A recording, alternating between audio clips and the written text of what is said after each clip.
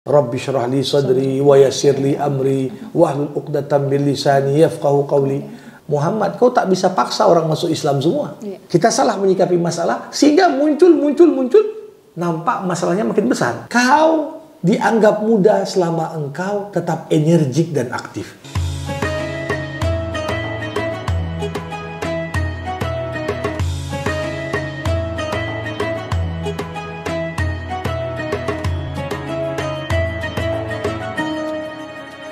Bismillahirrahmanirrahim. Assalamualaikum warahmatullahi wabarakatuh. Sahabat Al-Quran, kita kembali bertemu dalam mendalami rahasia Al-Quran. Sahabat Al-Quran, kita sudah memasuki episode ke-95 ya, sahabat Al-Quran. Dan kita di episode kali ini akan membahas mengenai surah Asy-Syarah. Nah, ini biasanya kalau Widya pribadi ini mendengar adalah surah Al-Insyirah begitu. Tapi mungkin ada nama-nama lain juga, karena kan ada beberapa surah yang memiliki nama-nama yang lain begitu ya, sahabat Al-Quran. Tapi nanti kita akan bahas juga bersama dengan Ustadz Zamakhsyari Hasbullah di sini. Assalamualaikum warahmatullahi wabarakatuh, Ustadz. Waalaikumsalam warahmatullahi wabarakatuh. Baik, ini menjadi pertanyaan pertama ya Ustadz ya, kembali lagi surah Asy-Syarah begitu. Nah, biasanya kalau Widya pribadi mengenal surahnya surah Al-Insyirah. Nah, ini ada makna mungkin Ustadz dibalik nama-nama surah ini? Baik. Gitu. Bismillahirrahmanirrahim. Alhamdulillahirabbil alamin. Wassalatu wassalamu ala asyrafil anbiya'i wal mursalin wa ala alihi wa sahbihi ajma'in. Saudari Widya dan seluruh sahabat Al-Quran, surah ini memang dikenal memiliki beberapa nama. Ada yang menamakannya surah Alam Nashrah sesuai dengan bunyi ayat pertama. Ada yang menyebutnya dengan surah Asy-Syarah. Ada yang menyebutkan dengan surah Al-Insyirah. Sebenarnya masing-masing dari nama itu berkaitan erat maknanya. Insyirah artinya terlapangkannya dada. Terlapangkannya dada. Syarah artinya melapangkan dada. Jadi sebenarnya maknanya berdekatan. Kalau disebutkan kata syarah, berarti ini kembali kepada Allah. Allah melapangkan dada Nabi. Tapi kalau disebut insyirah, berarti kembali kepada Nabi. Dada Nabi lapang. Begitulah maknanya. Baik. Nah, Ustadz Widya pernah mendengar ya beberapa orang kemudian ingin dilapangkan kegiatan dan dimudahkan kegiatannya, mendahulukan untuk membaca surah Al-Insyirah atau surah Asy-Syarah ini. Ini gimana Ustadz? Memang ada keutamaan khususnya kah Ustadz atau gimana? Iya, tentunya sebenarnya kalau dilihat dari sisi makna yang ada dalam surah ini, kalau kita coba kaitkan dengan surah sebelumnya, surah Ad-Duha. Saya katakan pada pertemuan sebelumnya, surah Ad-Duha itu tema utamanya adalah Allah mencoba untuk merincikan nikmat-nikmat lahir, material yang bisa dilihat kepada Nabi Muhammad SAW sebagai bukti kepedulian Allah dan perhatian yang besar kepadanya. Nah, di surah Asy-Syarah ini justru kelanjutan dari itu, di mana Allah ingin gambarkan di sini nikmat-nikmat imaterial, nikmat-nikmat batin yang tidak terlihat, tapi Allah sengaja sebutkan di sini untuk mengingatkan Nabi Muhammad akan nikmat-nikmat tersebut. Nah, tentunya salah satu nikmat batin dalam hidup kita adalah ketika kita diberikan semacam kemudahan dalam setiap apapun kegiatan yang kita buat. Makanya selalu orang juga selain tadi dikatakan membaca surah Al-Insyirah ini, ada juga yang membaca doanya Nabi Musa, Rabbi syrah li sadri wa yassir li amri wahlul 'uqdatam min lisani yafqahu qawli. Sebenarnya membaca surah Asy-Syarah dengan mengharapkan kemudahan dalam aktivitas tidak salah, karena memang maknanya menunjukkan untuk itu. Maknanya menunjukkan hal tersebut. Sehingga kita membaca surah ini ya, di momen-momen kita membutuhkan kelancaran, itu menunjukkan pemahaman mendalam terhadap isi surah. Sehingga dia tahu ini surah ini cocoknya kapan. Walaupun tidak secara khusus ada riwayat yang mengatakan Nabi melakukan seperti ini. Tapi tidak ada masalah kalau kita memahami ayat tersebut dengan tuntutan yang demikian, dan kita coba kemudian merutinkan membacanya pada momen-momen yang kita anggap istimewa. Oke, baik, siap. Nah, balik lagi nih di surah Asy-Syu'ara tadi Ustadz kan menyampaikan ada penjelasan mengenai nikmat-nikmat batin ya Ustadz Oke, kita langsung aja bahas Ustadz nikmat-nikmat batin itu seperti apa, dan kemudian di sini dijelaskan juga mengenai kedudukan Nabi di sisi Allah kembali ya Ustadz. Nah, ini gimana Ustadz? Kalau kita melihat pembukaan surah, ini pembukaan surah dimulai dengan pertanyaan. Tapi pertanyaan yang bukan menuntut jawaban, memberikan informasi baru, tapi justru pertanyaan yang tujuannya meminta pengakuan. Minta pengakuan. Allah berkata, "Alam nasyrah laka sadrak?" Bukankah kami telah melapangkan bagimu dadamu Muhammad? Tentunya bagi Nabi jawab, benar. Kau telah lapangkan bagiku dadaku ya Allah. Tapi istilah dilapangkan dada, apa maknanya? Apa maksud dilapangkan dada? Nah, memang ada beberapa makna yang mungkin bisa kita jadikan sebagai tafsiran dari kata-kata ini. Beberapa ulama menafsirkan dilapangkannya dada dengan dijadikannya hati Nabi siap untuk menerima tugas. Kita tahu tugas sebagai Nabi dan Rasul itu bukan tugas mudah. Berat ya Ustaz. Berat sekali. Karena yang menjadi tanggung jawab gimana menyelamatkan umat manusia. Dan tidak semua orang siap untuk itu. Kadang-kadang sebelum kita menerima sebuah amanah besar, itu kita perlu merenung dulu. Aku siapkan mental dulu lah kita bilang. Ya. Jadi pengertian alam nasyrah laka sadrak, Allah ingin katakan, Muhammad, bukankah kami telah siapkan dirimu, mentalmu, sehingga engkau siap untuk mengemban amanah ini? Ya. Kemudian termasuk ketika Nabi menyampaikan isi Quran, Nabi menyampaikan wahyu, Nabi dituntut menjadi orang pertama yang melaksanakan aturan hukum Allah. Karena nggak mungkin kita berdakwah, kita nyuruh orang sholat, tapi kita nggak sholat. Kita nyuruh orang berzakat, tapi kita tak keluarkan zakat. Ketika kita hanya ngomong, tapi tidak melakukan apa yang kita seru, maka jatuhlah kita di hadapan orang yang kita seru. Ya. Nah, di sini Allah katakan, alam nasyrah laka sadrak. Muhammad, bukankah kami telah bantu engkau untuk dapat menerima instruksi kami yang berat kepadamu, sehingga engkau dapat menerapkannya dalam kehidupanmu. Barulah kau ajak orang lain untuk mengikutinya. Ini termasuk di antara makna syarhus sadar, dilapangkannya dada. Ada makna yang ketiga. Dilapangkannya dada Nabi dalam pengertian apa? Allah Subhanahu wa taala berikan dalam hati Nabi kebahagiaan dalam menjalankan misinya, sehingga walaupun Nabi mendapatkan banyak tantangan, tapi kalau orang bahagia dengan apa tugasnya, dia siap menghadapi segala konsekuensinya. Ya. Makanya ada ungkapan begini, kalau kau kerjakan yang kau kuasai, kau pasti bisa mengerjakannya. Tapi kalau kau kerjakan sesuatu yang kau cintai, kau pasti bisa berinovasi di sana. Dan lebih bahagia. Lebih bahagia. Nah, kita saja kalau misalnya kerja kita sesuai dengan hobi kita, kita akan lebih total di sana. Ya. Nah, begitu juga tugas sebagai Nabi dan Rasul ini bukan tugas gampang. Mengamalkan isi Quran pada diri kita sebelum ngajak orang mengamalkannya bukan tugas gampang. Tapi ketika Allah tanamkan kebahagiaan dalam diri Nabi, maka Nabi akan siap menghadapi segala konsekuensi dari tanggung jawab yang berat itu. Nah, orang yang bahagia itu nggak akan ngeluh. Orang yang bahagia itu nggak akan putus asa. Tetap dia akan coba cari jalan untuk bisa mencapai target yang ingin digapainya. Itulah positifnya kalau kita bahagia. Ya. Sebaliknya, kita kuasai satu bidang, tapi kita nggak suka. Kita nggak bahagia di situ. Kita tertekan di sana.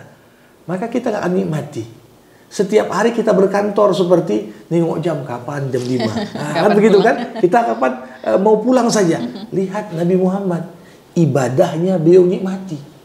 Kakinya bengkak, ditanya oleh istrinya, "Untuk apa lagi kau sholat?"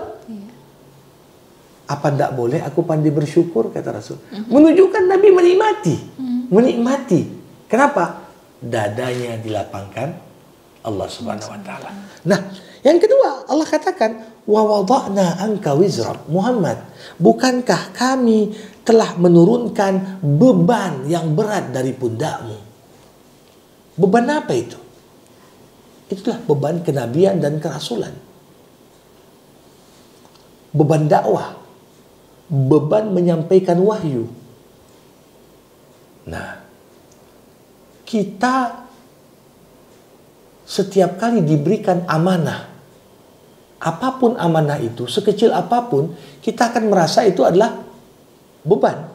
Sebelum kita tuntaskan, kita merasa ada sesuatu yang belum membuat kita bisa tenang.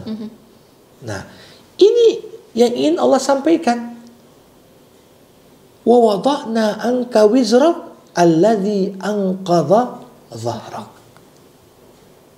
Beban-beban tugas dakwah, karena Nabi Muhammad, beliau berharap semua orang yang didakwahinya masuk Islam. Walaupun Allah Subhanahu wa taala nggak berkehendak seperti itu. Lasta alaihim bimusaitir. Muhammad, kau tak bisa paksa orang masuk Islam semua. Tiap orang akan dimintai pertanggungjawaban sesuai dengan pilihan masing-masing. Tapi Nabi sampai di detik terakhir hidupnya, ummati, ummati. Ya, ini menunjukkan apa? Betul-betul Nabi merasa beban berat ada di punggung Nabi. Ketika Nabi mikirkan gimana umatku. Di saat Rasulullah SAW dibawa tur oleh Jibril alaihissalam pada peristiwa Mi'raj, melihat kondisi surga, melihat kondisi neraka. Nabi melihat ilustrasi orang-orang yang disiksa dengan siksa tertentu. Itu cukup memberikan pengaruh kepada Nabi. Nabi bertanya, ini kenapa begini sisanya? Itu kenapa disiksa?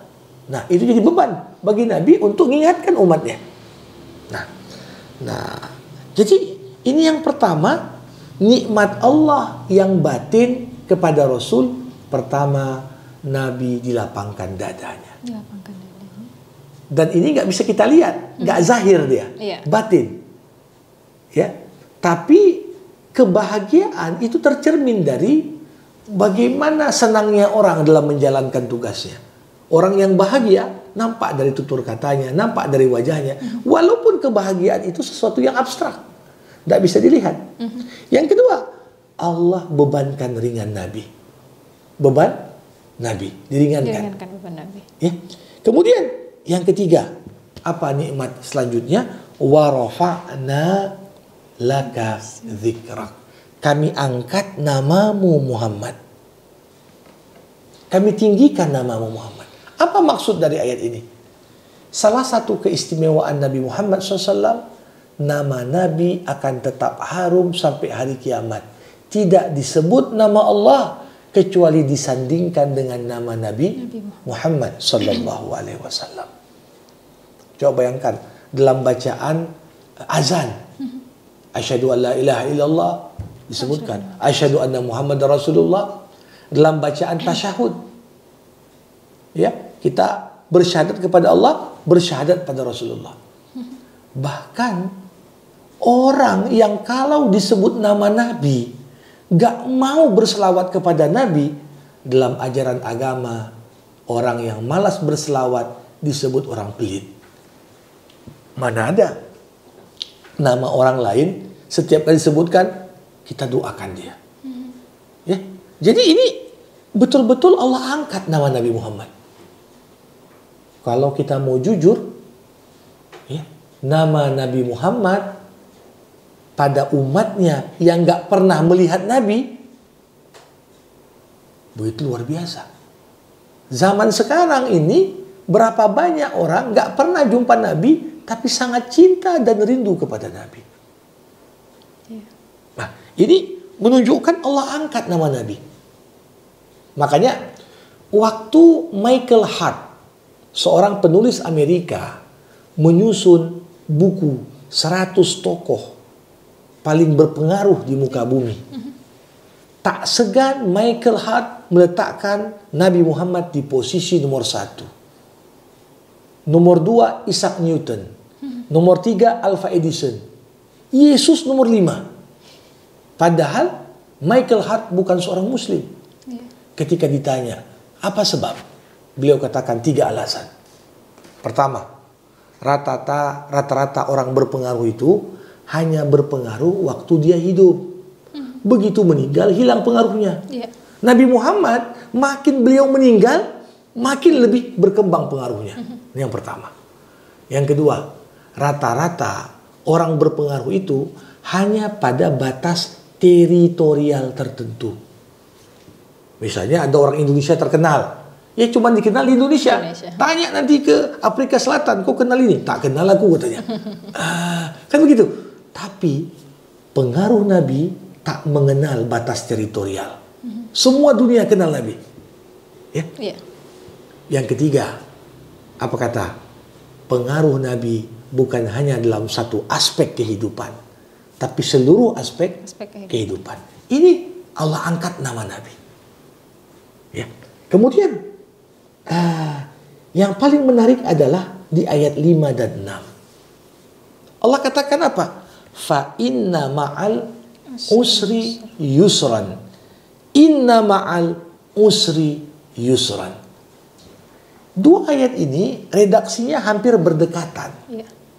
Allah katakan, maka sesungguhnya bersama dengan kesulitan ada kemudahan.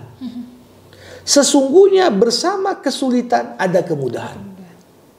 Nabi Muhammad ketika membaca ayat ini, Nabi berkata, lan yagliba usrun yusrain. Kalau kita lihat di dua ayat itu, kata usur yang artinya kesulitan itu menggunakan alif lam.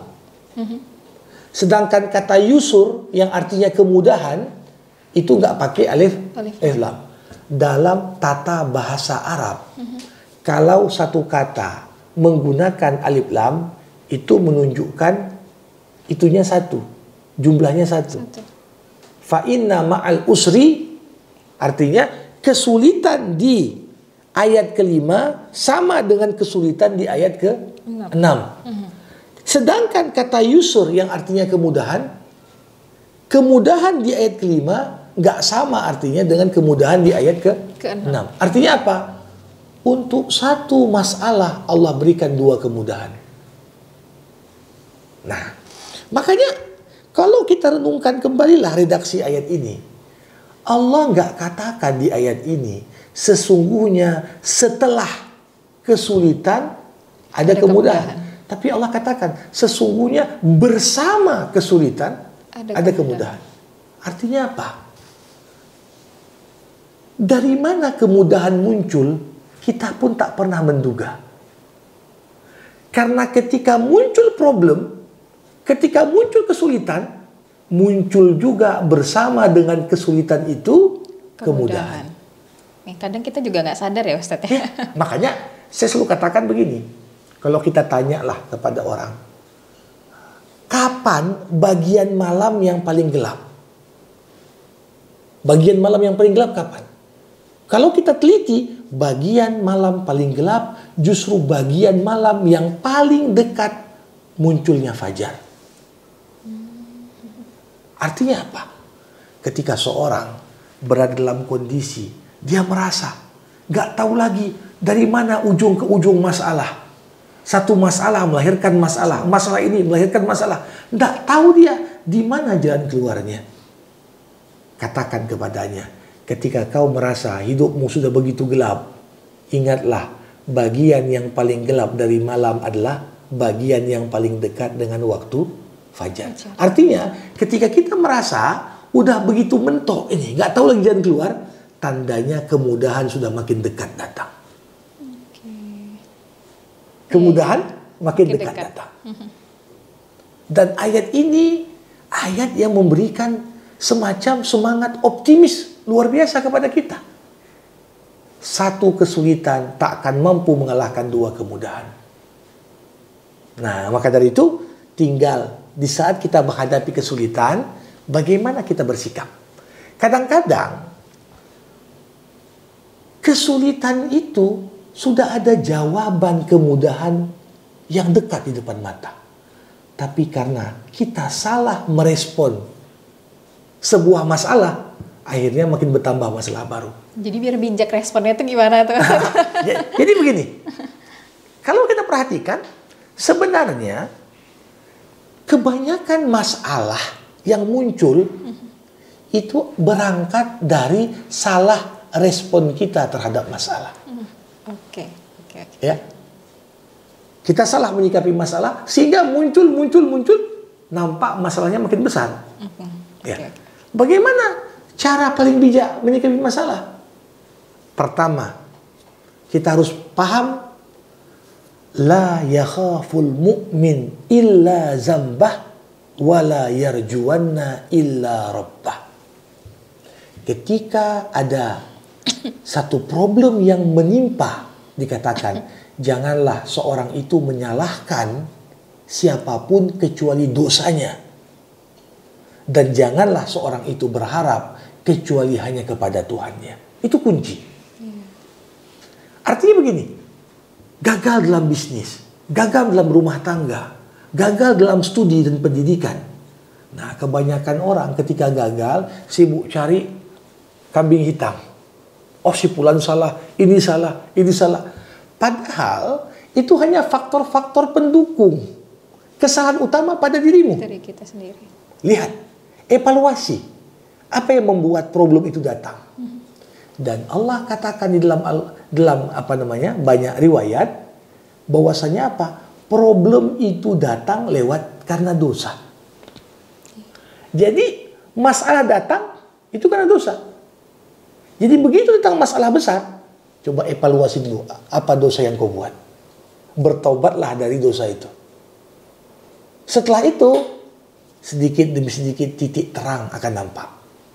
Nah, kebanyakan orang ketika muncul masalah, dia tidak evaluasi dosanya. Dia tidak evaluasi dirinya. Sibuk mencari kambing hitam. Sehingga pada akhirnya apa? Masalah justru makin besar. Karena ketika dia salahkan orang lain sisinya, dia cari banyak musuh akhirnya. Orang-orang yang sebenarnya memungkinkan Allah gerakkan untuk menolong kita. Ketika kita mulai nyalahkan, gara-gara kau nggak begini, gara-gara kau tak begitu, akhirnya orang menghindar dari kita. Makanya kuncinya apa? Jangan seorang salahkan kecuali dirinya. Ya, mungkin ada faktor-faktor eksternal. Pihak lain ada mungkin salah sedikit demi sedikit. Tapi kalau kita yakin Allah nggak akan izinkan orang lain mencelakakan kita kecuali karena dosa kita kepada Allah. Itu dia. Fa inna ma'al usri yusra. Nah, di penutup surah ini Allah Subhanahu wa taala menutup dengan satu tuntunan yang cukup menarik. Apa kata Allah? Fa idza faraghta fansab. Apabila kau selesai dari satu ibadah, maka berpindahlah ke ibadah lain. Selesai sholat, udah puasa. Selesai puasa, udah zakat. Itu makna pertama. Makna kedua, apabila kau telah selesai dari satu tugas, maka beralihlah ke tugas yang lain. Jadi ayat ini menunjukkan kepada kita tidak ada kata istirahat dalam kamus seorang muslim. Dalam hal ibadah atau dalam hal aktivitas? Dalam berkarya. Oke. Ya, kadang-kadang kalau dalam usia ya manusia, kalau sudah 60 udah pensiun tuh. Ya. Seakan-akan usia pensiun itu berarti garis finish. Anda tak perlu produktif lagi, nunggu-nunggu aja lah kapan dipanggil Allah. Seakan-akan usia pensiun itu sudah. Ya. Kalau kita melihat hakikatnya tidak. Ya mungkin sampai seorang berkarir usia 60, dia kerja di satu bidang. Tapi begitu masuk pensiun, faidza faragta fansab. Apabila selesai satu tugas, coba cari tugas lain. Tapi tetaplah aktif, tetaplah produktif, tetaplah berikan kemanfaatan kepada orang banyak. Jangan kita kemudian lebih memilih untuk berhenti dari beraktivitas, yang tentunya justru ini merugikan kita. Ya, nah ini kan banyak sekali perspektif tentang muda. Apa pengertian muda? Dalam Islam, kau dianggap muda selama engkau tetap energik dan aktif. Mau usia berapapun tapi masih energik dan aktif, ya masih muda. Usia 30-an pun dia, tapi kalau sudah pasif, ya tidak bergerak, ini dianggap tua sebelum masanya. Jadi ini menunjukkan kepada kita istirahat adalah ketika ajal datang menjemput. Kita tak diperkenankan istirahat terlalu lama. Selesai satu misi, duduk, nggak buat apa-apa. Duduk, vakum, tidak memberikan satu sumbangsih yang bisa memberikan kebermanfaatan untuk orang banyak. Tetaplah menjadi orang yang inspiratif, aktif, proaktif, istilahnya memberikan pengaruh dan dampak kepada banyak orang di sekitar kita. Nah, barulah Allah tutup dengan mengatakan wa ila rabbika farghab, dan hanya kepadamulah engkau berharap. Jadi berharap itu juga ibadah. Itu termasuk ibadah hati. Tidak mudah itu menata hati kita supaya berharapnya hanya kepada Allah. Iya, betul tuh Ustaz. Ya, berapa banyak orang tua ngangkat anak dari awal udah salah niat. Nanti anak angkat nih, ku angkat supaya dia ngurus aku waktu tua. Akhirnya apa? Berharap pada anak angkat, anak pun tak ngurus dia. Berharap pada ya orang mau turun, ini siapa ini penggantiku nih ya. Berharap besar penggantiku nanti mengamankanku, ya melindungiku, membawa kepentingan untukku. Sering sekali ketika manusia berharap lebih kepada manusia, justru berharap lebih artinya siap-siap menerima kekecewaan lebih.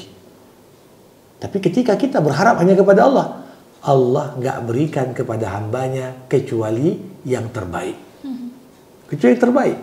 Walaupun mungkin di awal kita merasa, kenapa lagi ini ya Allah? Kenapalah begitu? Tapi setelah kita merenung dan berkontemplasi, betul juga lah ya Allah. Mungkin Allah kalau nggak buat kayak gini, gini aku. Kita akan temukan selalu hikmah kebijaksanaan di balik ketetapan Allah. Maka dari itu, kunci bahagia itu apa? Jangan banyak berharap pada manusia. Selalulah hanya berharap kepada Allah. Berharap kepada Allah. Allah Maha Kuasa membolak-balikkan hati musuh hingga menjadi pembela kita di belakang. Allah Maha Kuasa membolak-balikkan hati kawan hingga berkhianat untuk menyakiti kita. Jadi kalau hati ini terikat dengan pengharapan kepada selain Allah, itu alamat mutlak munculnya kekecewaan yang besar. Itu ya. Jadi kalau kita coba intisarikan, nikmat dilapangkan dada, nikmat diringankan beban, nikmat Allah angkat nama Nabi, nikmat janji Allah. Tiap kesulitan, kalau kita bersikap benar, Allah akan datangkan kemudahan. Bahkan kemudahan itu muncul bersamaan dengan kesulitan. Dan di penutup Allah minta, jangan pernah kita berhenti sebelum masanya. Jangan ada kamus, ya artinya berhenti setelah kita menyelesaikan satu pekerjaan, tapi cari kerja lain. Ya, orang itu akan tetap punya semangat tinggi selama kita tetap membuat target-target besar. Oke. Jadi harus ada target selalu. Dalam hidup harus ada target besar. Ya, Ada seorang pemikir Amerika namanya Spengler. Spengler ini membuat sebuah teori. Beliau katakan negara pun bisa tua dan mati. Kapan negara menjadi tua dan mati? Ketika dia tak lagi memiliki target-target besar. Karena kalau sudah nggak punya target, tak punya visi, tidak ada yang ingin dicapai, ya kita akan lebih banyak pasif. Tapi ketika kita, mimpiku masih banyak yang belum dicapai ini, kita akan terus bergerak. Dan di saat manusia bergerak, disitulah keberkahan. Dan yang terakhir, nikmat senantiasa tata hati untuk selalu berharap kepada Allah Subhanahu Wa Taala. Wallahu a'lam. Wallahu a'lam. Nikmatnya banyak ya Ustadz. Ya, ada kurang lebih mungkin sekitar 6 nikmat tadi yang dijabarkan oleh Ustadz, dan ini memang perlu kita renungkan lagi, kita pelajari lagi, dan tentunya balik lagi bagaimana kita bisa mempraktekkannya dalam kehidupan kita. Mungkin memang tidak mudah bagi Ustadz ya, apalagi mengenai nikmat batin, mengenai hati, mengenai batin itu memang tidak semudah yang kita kadang inginkan begitu. Tapi kita bisa untuk selalu mencoba begitu ya Ustadz. Oke, sahabat Al-Quran, untuk surah Asy-Syarah ini sudah selesai kita bahas, surah Al-Insyirah begitu ya. Sudah selesai, mudah-mudahan kita bisa selalu menjadi umat yang mendapatkan kelapangan di hati kita semua. Oke, kita ajak kembali sahabat Al-Quran untuk like, komen, dan subscribe ke YouTube channel kita. Kita akan kembali lagi di episode selanjutnya. Wabillahi taufiq wal hidayah. Assalamualaikum warahmatullahi wabarakatuh.